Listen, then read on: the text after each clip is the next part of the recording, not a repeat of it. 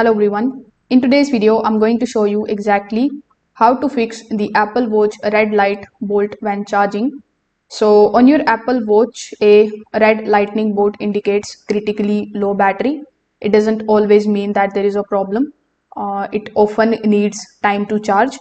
So if you just placed it on the charger, you just have to wait for a few minutes, at least 30 to 50 minutes. Now, if it doesn't charge after waiting, then you can check your charger setup.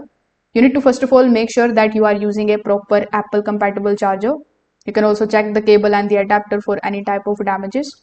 Also, you can try plugging into a different power source.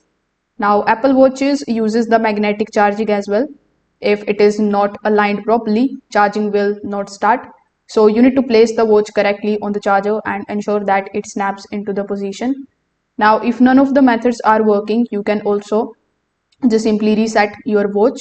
For that, simply press and hold the side button and the digital crown button together until the Apple logo appears. This can also fix the charging related glitches.